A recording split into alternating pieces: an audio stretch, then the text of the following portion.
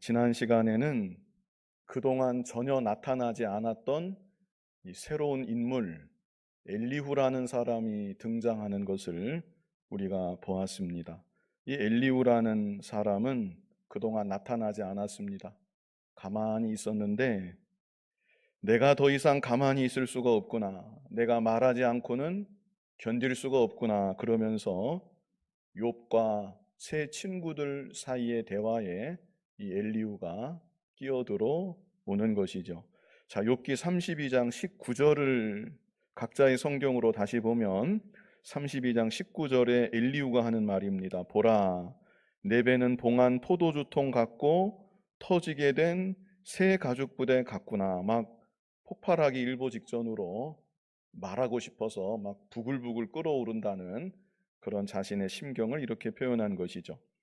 20절에도 내가 말을 하여야 시원할 것이라 내 입을 열어 대답하리라. 그래서 이제 욥기 33장에는 그렇게 말하고 싶었던 엘리후가 마침내 입을 열어서 욥을 향해 변론하는 내용이 이제 33장부터 37장까지 기록되어 있는 것입니다. 자, 오늘 본문 1절 우리 같이 읽어보겠습니다. 그런즉 욥이여 내 말을 들으며 내 모든 말에 귀를 기울이기를 원하노라.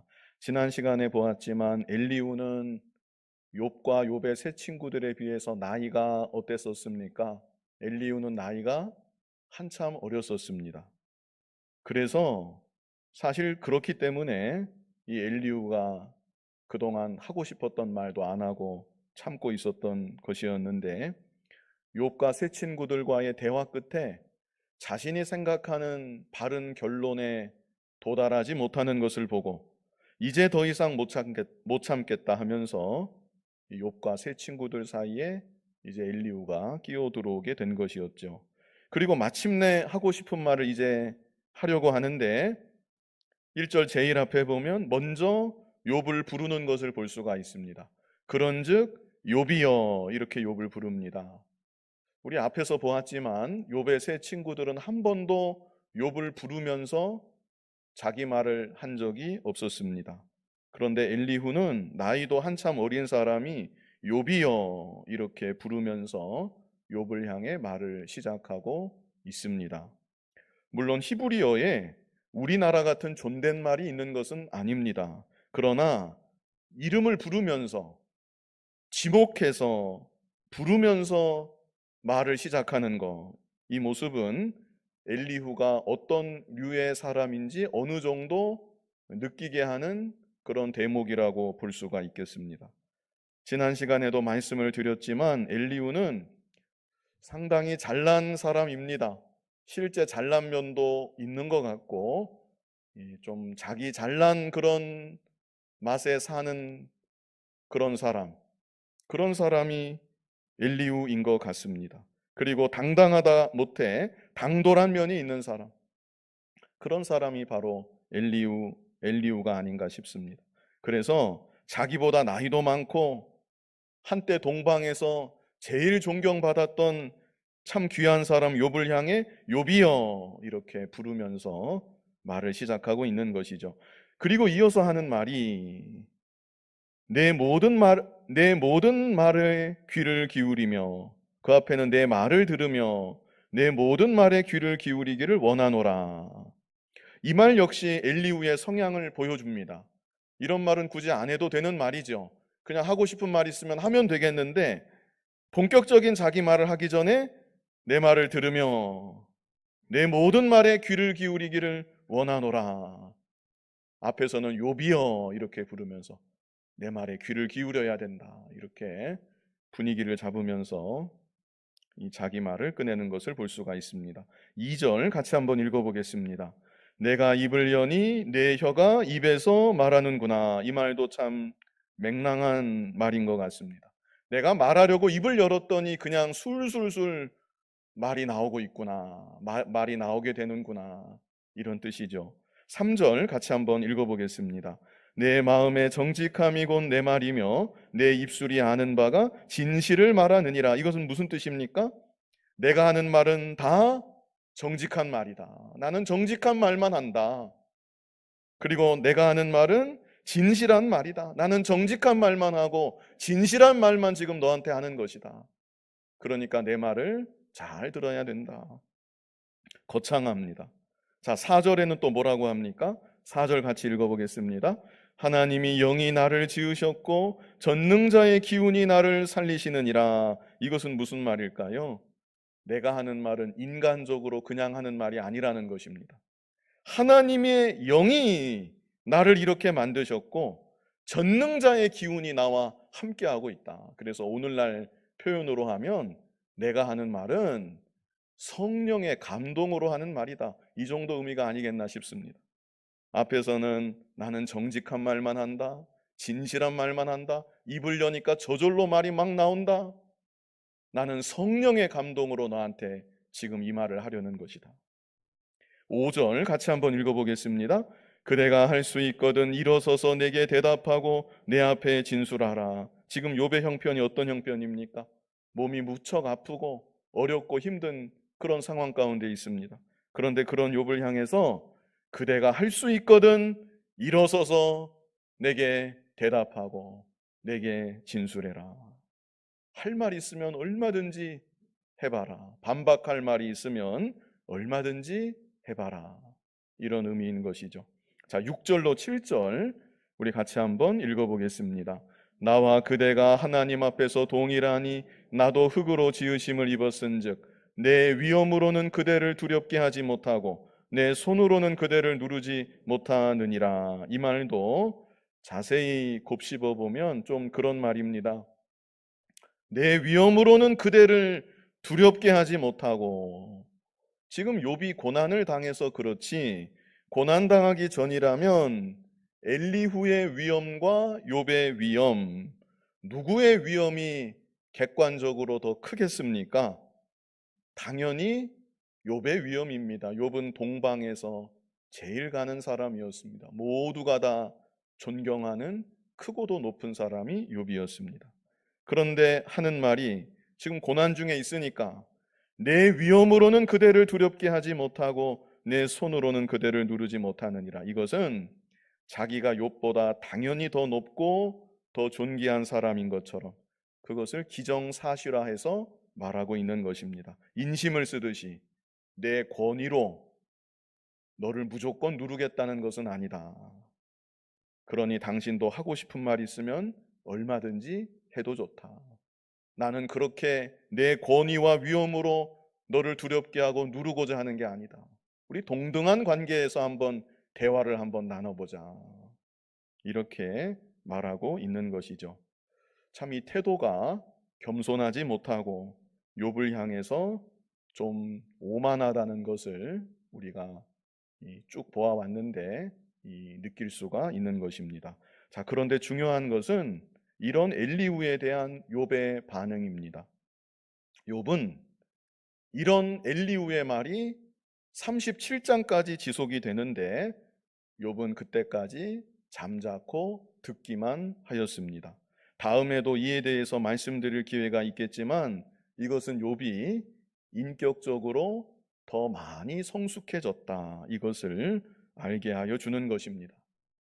새 친구들과의 대화, 정말 어거지를 쓰듯 욥을 죄인으로 몰고 가며 욥을 향해서 비난의 독소를 내뱉었던 새 친구들과의 대화, 그 대화가 욥의 마음을 무척 아프게 하였습니다.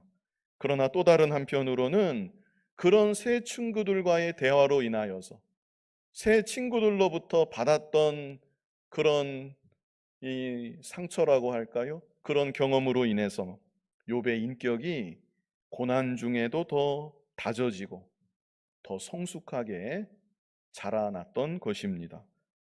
그리고 새 친구에 비하면 사실 엘리후는 그래도 좀 낫기는 낫습니다. 나름 말에 논리가 있고 오만하기는 하지만 자기 잘난 맛에 말하는 것이 느껴지기는 하지만 그래도 독설만을 내뱉었던 이 새 친구들과의 말과는 비할 바는 아닙니다. 아무튼 중요한 것은 욥의 인격이 계속 진행되는 동안, 우리 지금 33장을 보고 있는데요, 그동안 더 다져지고 더 성숙하게 변화가 되었다는 것. 그 증거가 무엇인가? 인격적으로 완전하지 못한 그 엘리후의 말을 욥이 잠잠고 듣고만 있었다는 것. 거기에서 우리가 그 한 면을 볼 수가 있는 것입니다. 내 인격이 성숙하지 못하면 바른 말을 해줘도 그 말 잘 받아들이지 못합니다. 성경 말씀을 가지고 하나님 말씀으로 교훈을 해도 그 말을 좀 불편하게 들을 수도 있습니다. 그러나 내 인격이 성숙해지면 누가 무슨 말을 하든지 그 말에 굳이 토를 달지 않고 잠자코 들어줄 수 있는 마음의 여유가 생기는 것입니다. 가령 어린아이가 자기 막 똑똑한 척하고, 어린아이가 잘 그러지 않습니까? 자기 막 똑똑한 것처럼, 많이 아는 것처럼 그렇게 자기를 자랑하고 나타내고 되도 않는 말을 막 어린아이가 할 때, 부모가 그 어린아이 보고 어떻게 합니까? 너 이거 틀렸어, 이거 틀렸어 막 그러면서 지적해 줍니까? 그런 아이의 모습을 보면 부모는 그저 흐뭇하게 웃는 것이고, 얘가 도저히 말도 안 되는 말을 한다 그럴 때에는 이따금씩 그냥 부드럽게 이 말은 잘못된 말이라고 아마 잡아줄지 모르겠습니다. 그런데 그 어린아이의 형은 어떨까요? 어린아이의 그 형, 비슷한 또래의 형, 영 안 맞는 말을 한다. 동생이 잘난 체하고 되도 않는 말을 한다. 그 비슷한 또래의 형은 차마 넘어가지 못합니다. 그냥 보고만 있지 못합니다. 그래서 누군가의 말을 듣고 어떻게 반응하느냐, 그것을 통해서도 우리가 성숙의 정도를 어느 정도는 알 수가 있는 것이죠. 이제 8절부터 엘리후가 본격적으로 변론을 합니다. 우리 8절 말씀 같이 한번 읽어보겠습니다. 그대는 실로 내가 듣는 데서 말하였고 나는 그대의 말소리를 들었느니라. 지금까지 욥이 하는 말 엘리후가 다 들었다는 것이죠. 자, 이제 무슨 말을 하는가? 자, 9절로 12절, 9절부터 12절까지 뜻을 생각하면서 우리 같이 읽어보겠습니다. 이르기를 나는 깨끗하여 악인이 아니며 순전하고 불의도 없거늘 참으로 하나님이 나에게서 잘못을 찾으시며 나를 자기의 원수로 여기사 내 발을 착고에 채우시며 나의 모든 길을 감시하신다 하였느니라. 내가 그대에게 대답하리라. 이 말에 그대가 의롭지 못하니 하나님은 사람보다 크심이니라. 자, 엘리후의 말이 무엇인가? 엘리후는 지금 이렇게 말을 합니다. 욥, 당신이 아무런 죄도 불의도 없었는데 하나님께서 당신을 원수처럼 여기시고 발을 착고에 채우시고 당신의 모든 일을 감시하신다고 이렇게 말하였습니다. 그러나 그렇게 말하는 것은 당신의 잘못입니다. 하나님은 사람보다 크시기 때문에 아무 이유 없이 당신에게 그런 일을 행하시지 않습니다. 이게 바로 엘리후가 욥에게 하는 말입니다. 엘리후의 이 말은 그동안 우리가 살펴보았던 새 친구들의 말보다는 훨씬 더 차분하고 또 공정한 것처럼 들리는 면이 있습니다. 그러나 차근히 살펴보면 근본적인 시각에 있어서는 새 친구들의 시각과 그렇게 큰 차이는 없습니다. 결국 욥에게 무언가 문제가 있기 때문에, 그럴 만한 이유가 있기 때문에 하나님께서 너 욥에게 이렇게 행하시는 것이다. 엘리후도 이 말을 하고 있는 것입니다. 앞에서도 보았지만 욥은 자신에 대해서 나는 무죄하다 이렇게 말한 일이 없습니다. 다만 욥이 하는 말은 나는 이렇게 큰 징계를 받을 만한 그런 죄를 짓지는 않은 것 같습니다. 그런데 하나님께서 왜 나에게 이렇게 큰 고난을 주시는지 나는 그 이유를 모르겠습니다. 그래서 하나님께 제가 기도해보고 하나님의 뜻을 찾으려고 했지만 하나님이 아무 감동도 안 주시고 응답도 안 하십니다. 욥은 줄곧 이런 말을 했었던 것입니다. 그런데 이런 욥을 향해서 새 친구들이 줄곧 했던 말은 아니야. 너는 죄인임에 분명해. 더 이상 숨기지 말고 너의 죄를 다 자복해라. 세 친구들은 이렇게 독설을 내뱉으면서 욥을 몰아세웠던 것이고, 엘리후의 경우는 하나님은 결코 이유 없이 너에게 그런 일을 행하시지는 않는다. 참 부드럽고 차분하게 하나님 편에서 하나님을 변호하듯 말하기는 하지만 결국 근본적인 시각은 세 친구들과 같다는 것입니다. 그랬기 때문에 말을 시작하면서 욥이여 내 말을 잘 들어야 된다, 이렇게 아마 말할 수 있었던 것이 아니겠나 싶습니다. 이제 13절부터 엘리후의 충고가 이어집니다. 엘리후의 충고들이 13절부터 나오는데 욥에게 적용하는 것은 맞지 않습니다. 그러나 엘리후의 충고 자체, 이 자체는 맞는 말씀이라는 것. 자, 13절 같이 한번 읽어보겠습니다. 하나님께서 사람의 말에 대답하지 않으신다 하여 어찌 하나님과 논쟁하겠느냐. 우리 인간은 그럴 수 없는 것이죠. 하나님은 전능하신 하나님이시고 우리는 피조물이기 때문에 하나님과 감히 논쟁할 수는 없습니다. 시시비비를 가리듯이 하나님과 따지면서 그렇게 대화할 그런 우리들이 아니라는 그런 말씀입니다. 옳은 말씀입니다. 14절 같이 한번 읽어보겠습니다. 하나님은 한 번 말씀하시고 다시 말씀하시되 사람은 관심이 없도다. 여기서 사람은 욥을 겨냥해서 하는 말입니다. 욥을 향해 직접적으로 이 말을 하고 있습니다. 하나님은 한 번만 말씀하지 않으시고 다시 말씀하시는데, 거듭거듭 말씀하시는데 네가 하나님 말씀에 관심이 없구나, 이 말을 하고 있는 것입니다. 하나님은 분명 너에게 하나님의 뜻을 알려주시고 또 알려주셨을 텐데 네가 관심이 없어서 하나님의 뜻을 모르는 것이다, 이렇게 엘리후가 욥을 향해 말하고 있는 것입니다. 욥에게 적용하는 것은 맞지 않지만 이 말씀 자체는 진리입니다. 하나님은 우리들에게 하나님의 뜻을 분명히 보여주십니다. 말씀을 통해서, 기록된 말씀을 통해서 하나님의 뜻을 우리에게 보여주시고, 내 양심을 통한 성령의 감동을 통해서 나에게 하나님의 뜻을 보여주시고, 때로는 하나님의 종을 통해서, 그 지도를 통해서 하나님의 뜻을 보여주시고, 때로는 여러 가지 섭리적으로 되어지는 일들을 통해서 또한 우리들에게 하나님의 뜻을 보여주시기도 하는 것입니다. 여러 각도에서 하나님의 뜻을 찾을 수 있도록, 깨달을 수 있도록 우리에게 보여주시고 또 보여주시는 하나님이십니다. 문제는 우리 편에서 하나님의 뜻을 찾고자 하는 중심이 희박하다는 것, 하나님의 뜻을 찾아서 그 뜻대로 순종하고자 하는 그 정신이 희박하다는 것, 이것이 문제이지 하나님의 뜻을 하나님은 우리에게 보여주신다. 전에도 제가 그 20대 때인데 나를 향하신 하나님의 뜻이 무엇일까? 한 달 이상을, 사실은 따지자면 한 달이 아닙니다. 거의 몇 년 이상을 제가 고민했던 적이 있었고, 마지막 무렵에는 한 달 이상 거의 매일같이, 얼마나 오래 기도했겠냐마는 그래도 거의 매일같이 한 달 이상을 울면서 그렇게 저를 향한 하나님 뜻이 무엇입니까? 이렇게 기도했던 적이 있습니다.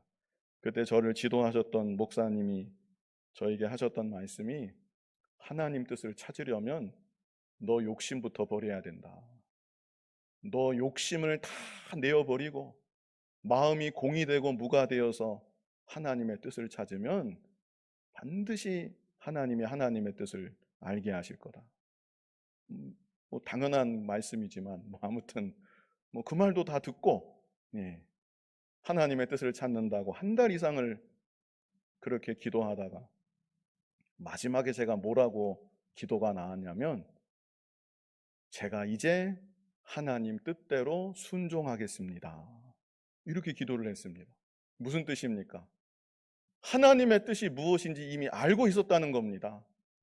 나를 향한 하나님의 뜻을 알고 있는데 내 욕심과 다르니까 하나님의 뜻을 찾겠다고 그렇게 한 달 이상을 매달려 기도했는데, 기도하고 마침내 내 욕심을 내려놓게 되고 마지막에 하나님 앞에 고백한 게 이제는 제가 하나님 뜻대로만 순종하겠습니다. 우리가 하나님의 뜻을 다 알고 있는 경우가 많습니다. 욕심에 가려서 그 뜻대로 순종하지 못하는 것이지, 욕심을 버리면 하나님의 뜻을 밝히 알고 그 뜻대로 순종할 수가 있는 것이죠. 자, 요한복음 7장 17절 같이 한번 읽어보겠습니다. 사람이 하나님의 뜻을 행하려 하면 이 교훈이 하나님께로부터 왔는지 내가 스스로 말함인지 알리라. 아멘. 예수님 말씀입니다. 예수님 말씀을 들어도 이해하지 못하니까 사람이 하나님의 뜻을 행하려 하면 이게 하나님의 뜻인지 아닌지 분별할 수가 있다. 이렇게 예수님이 깨우쳐 주셨던 것이죠. 자, 우리 본문으로 돌아가서 15절로 17절, 본문 15절로 17절 같이 한번 읽어보겠습니다. 사람이 침상에서 졸며 깊이 잠들 때에나 꿈에나 밤에 환상을 볼 때에 그가 사람의 귀를 여시고 경고로써 두렵게 하시니 이는 사람에게 그의 행실을 버리게 하려 하심이며 사람의 교만을 막으려 하심이라. 신구약 66권 계시의 말씀이 완성되기 전에는 하나님께서 꿈이나 환상을 통해서 깨닫게도 하셨습니다. 자, 그런데 중요한 것은 우리가 좀 주목해서 볼 것은 17절을 보면 그의 행실을 버리게 하려 하심이며 사람의 교만을 막으려 하심이라. 하나님이 우리를 어떤 방향으로 이끌어 가시는가? 이 금연을 여기 말씀해 주셨는데 악한 행실을 버리는 방향으로 하나님이 우리를 이끌어 가신다는 것입니다. 이게 하나님의 뜻이고 하나님의 인도하심입니다. 악한 행실을 버리는 방향으로. 또 여기 말씀하기를 지금 당장 악하지는 않아도 교만을 막으시는 방향으로 하나님이 그렇게 자녀된 우리를 이끌어 가신다는 것입니다. 나는 나를 잘 모릅니다. 그러나 하나님은 나를 너무나도 잘 아십니다. 그냥 내버려 두면 교만해지겠구나. 하나님이 아시는 것입니다. 교만해지면 그때는 망하는 길로 가고 마는 것입니다. 그래서 하나님은 교만을 미리 막으시는 방향으로 우리 사랑하는 자녀들을 이끌어 가시는 것입니다. 본문 18절 같이 읽어보겠습니다. 그는 사람의 혼을 구덩이에 빠지지 않게 하시며 그 생명을 칼에 맞아 멸망하지 않게 하시느니라. 교만만 막으시는 것이 아니라 실족하지 않도록 그렇게 하나님이 이끌어 주시고 멸망당하지 않도록 하나님께서 또한 보호하여 주시기도 하는 것입니다.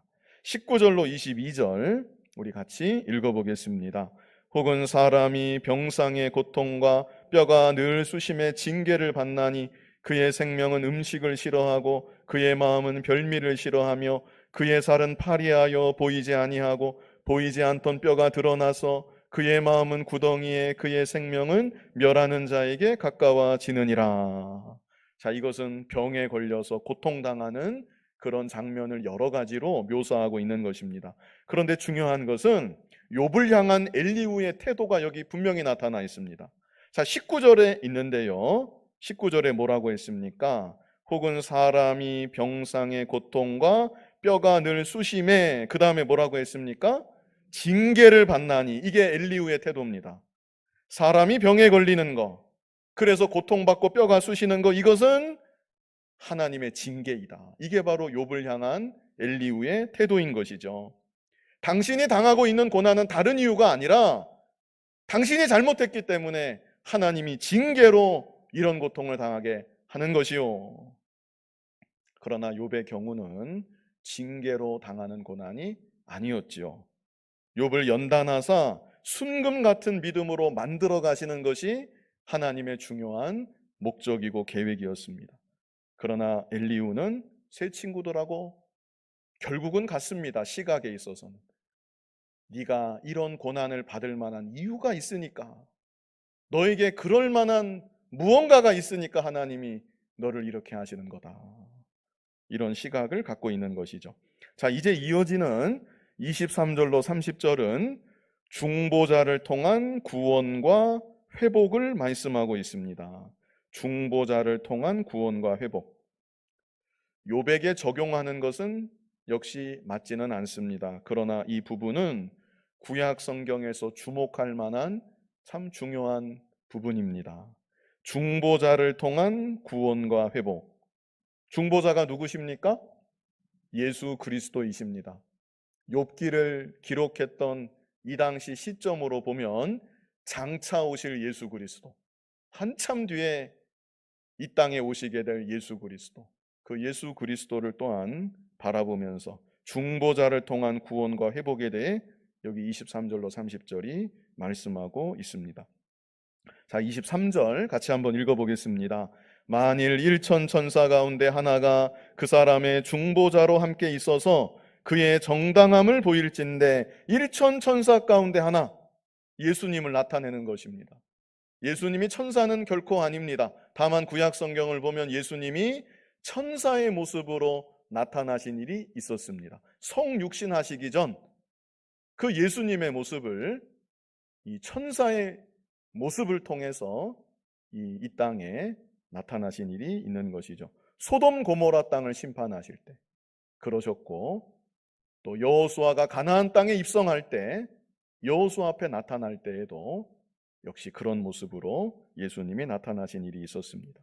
그래서 일천 천사 가운데 하나는 중보자이신 예수 그리스도. 그래서 그 사람의 중보자로 함께 있어서 그의 정당함을 보일진대, 욥을 위해서, 고난당하는 자를 위해서 변호해 주시는 것을 말합니다. 중보자가 변호해 주신다면, 그렇게 되면 어떻게 되는가? 24절 같이 읽어보겠습니다. 하나님이 그 사람을 불쌍히 여기사 그를 건져서 구덩이에 내려가지 않게 하라. 내가 대속물을 얻었다 하시리라. 하나님 아버지가 더 이상 고난을 내리지 않고 내가 대속물을 얻었다, 이렇게 말씀하신다는 것입니다. 25절 같이 읽어보겠습니다. 그런즉 그의 살이 청년보다 부드러워지며 젊음을 회복하리라. 중보자의 사역으로 인해서 회복이 되는 역사를 이렇게 말하고 있는 것이죠. 26절 같이 읽어보겠습니다. 그는 하나님께 기도함으로 하나님이 은혜를 베푸사 그로 말미암아 기뻐 외치며 하나님의 얼굴을 보게 하시고 사람에게 그의 공의를 회복시키느니라. 하나님과의 교통이 회복되는 것을 말합니다. 역시 중보자의 사역으로 하나님과 단절되었던 자가 하나님과의 교통이 회복이 되고 하나님의 은혜와 공의가 회복된다는 것을 말합니다. 27절 같이 읽어보겠습니다. 그가 사람 앞에서 노래하여 이르기를 내가 범죄하여 옳은 것을 그르쳤으나 내게 무익하였구나. 회복된 이후에 다시금 자신의 과거의 죄악을 회고하면서 다시금 자복하게 되는 이런 모습을 말한 것이고요. 28절 같이 읽어보겠습니다. 하나님이 내 영혼을 건지사 구덩이에 내려가지 않게 하셨으니 내 생명이 빛을 보겠구나 하리라. 이렇게 회복된 다음에 하나님께 찬송하는 그런 모습을 또한 말씀합니다. 29절로 30절 같이 읽어보겠습니다. 실로 하나님이 사람에게 이 모든 일을 제삼 행하심은 그들의 영혼을 구덩이에서 이끌어 생명의 빛을 그들에게 비추려 하심이니라. 그래서 23절로 30절까지 중보자를 통한 구원과 회복의 역사가 있다는 것을 이 엘리후의 입을 통해서 이렇게 기록되어 있고 오늘날 우리들에게까지 증거되고 있는 것입니다. 오늘날 우리의 중보자이신 예수 그리스도께서 지금도 하나님 우편에서 우리를 위하여 간구하고 계십니다. 또 우리들이 예수 그리스도의 십자가 공로를 의지해서 예수 그리스도의 이름으로 하나님 앞에 나아갈 때 하나님께서 우리들에게 은혜와 긍휼을 베풀어 주시고 고난 중에 있을지라도 다시금 건져 주시고 병으로 인해 고통 중에 있을지라도 회복시켜 주시는 그런 은혜의 역사가 오늘날도 있는 것입니다. 자, 이제 31절 같이 한번 읽어보겠습니다. 욥이여 내 말을 귀담아 들으라. 잠잠하라. 내가 말하리라. 엘리후는 이 앞뒤가 왜 이렇게 거창한지 모르겠습니다. 말할 때부터 귀 기울여서 내 말을 잘 들으라. 하고 싶은 말 이제 일단락 짓고 나서 욥이여 내 말을 귀담아 들으라. 잠잠하라. 내가 말하리라. 32절 같이 읽어보겠습니다. 만일 할 말이 있거든 대답하라. 내가 기쁜 마음으로 그대를 의롭다 하리니 그대는 말하라. 내가 들어줄 테니까 하고 싶은 말 있으면 한번 해봐라. 내가 다 이해해주고 받아줄 테니까 하고 싶은 말 해봐라. 33절 같이 읽어보겠습니다. 만일 없으면 내 말을 들으라. 잠잠하라. 내가 지혜로 그대를 가르치리라. 참 엘리후의 태도도 겸손하지 못하고 욥의 입장에서는 기분이 상하고도 남을 그런 태도라는 것을 우리가 볼 수 있겠는데요. 그럼에도 욥은 이 엘리후의 말을 이제 잠잠히 다 듣고 있는 것입니다. 이 땅에 오셨던 우리 예수님을 생각해 보아도 우리 예수님도 잠잠하셨습니다. 진리를 힘있게 선포하셨을 뿐 행악하던 그 무리들 앞에서 예수님도 잠잠하셨고 온갖 비난과 조롱과 멸시와 잘못된 판결 앞에서도 우리 예수님도 잠잠하셨다는 것을 우리가 기억을 합니다. 이런 예수님을 생각할 때 또 많이 성숙한 오늘 본문의 또 욥의 이 반응을 무반응입니다. 무반응. 이런 욥의 모습을 보게 될 때 저와 여러분이 아직 좀 더 자라나야 되지 않겠는가 이런 생각을 하게 됩니다. 별것도 아닌 일에 억울해하는 것, 또 조금만 오해를 받으면 우리는 견디지 못합니다. 나 그런 사람 아닌데 나 오해하는구나. 그러면 마음이 막 상하고, 오해가 아니라 다른 이가 나를 좀 소홀히 대하는 것 같다, 나를 알아주지 않는 것 같다, 그러면 마음이 금방 섭섭해지고, 이게 다 아직 예수님을 온전히 닮지 못한 그런 우리들의 연약한 모습인 줄 알고 예수님을 점점 더 닮아가고, 우리 오늘 오전에도 지극히 거룩한 믿음 위에 자신을 세우라, 우리 이 말씀 받았는데요. 우리 자신을 점점 더 잘 세워 나아가고, 그래서 더 성숙한 인격으로 변화되고 자라날 수 있는 그런 우리 모두가 될 수 있기를 간절히 바랍니다. 거룩하신 아버지 하나님, 욥이 말로 다 할 수 없는 고난을 받았고 고난 중에 있고, 또 자신을 향해 독설을 내뱉는 새 친구들의 말을 계속해서 연이어 들었을 때 마음이 슬프고 힘들었겠지만, 그 가운데 연단이 되고 욥의 인격이 더욱 성숙해진 것을 우리가 이 시간 생각해 보았습니다. 아버지 하나님, 우리들도 이 세상 살아가면서 여러 가지 크고 작은 풍파를 통해 마음의 상처만 있고 끝나는 것이 아니라 그 풍파들로 인해서 연단이 되고 예수님을 점점 더 닮아가고 성숙한 믿음의 사람으로 더욱 만들어지고 견고히 세워질 수 있는 우리들 모두가 되게 하여 주시옵소서. 예수님 이름으로 기도하옵나이다. 아멘.